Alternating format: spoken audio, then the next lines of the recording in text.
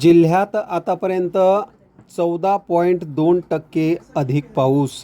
जुलै महिन्यात सरासरीपेक्षा तब्बल 40.6% अधिक पाऊस झाल्यानंतर ऑगस्टमध्ये मात्र पावसाचा जोर ओसरल्याची चिन्हे आहेत। भारतीय हवामान विभागाच्या दीर्घकालीन अंदाजानुसार बुलढाणा जिल्ह्यात संक्रमण पट्टा येत असल्याने जिल्ह्यात सामान्यापेक्षा कमी पाऊस होण्याची आणि अधूनमधून पावसाचा मोठा खंड पडण्याची शक्यता आहे।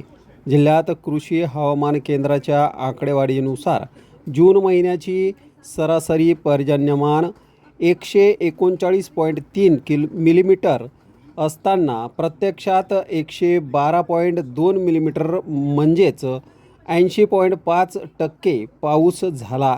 जुलै महिन्यात मात्र जूनची तूट भरून निघाली। सरासरी 192.2 मिलीमीटर पावसाच्या तुलनेत 270.3 मिलीमीटर पावसाची नोंद झाली असून हे प्रमाण सरासरीच्या 140.6% आहे। जून ते 3 ऑगस्ट या कालावधीत अपेक्षित 351.6 मिलीमीटर पावसाच्या तुलनेत 401.6 मिलीमीटर म्हणजेच 114.2% पाऊस झाला आहे। मात्र पावसाचे एकूण प्रमाण समाधानकारक असले तरी त्याचे वितरण महत्त्वाचे ठरणार आहे।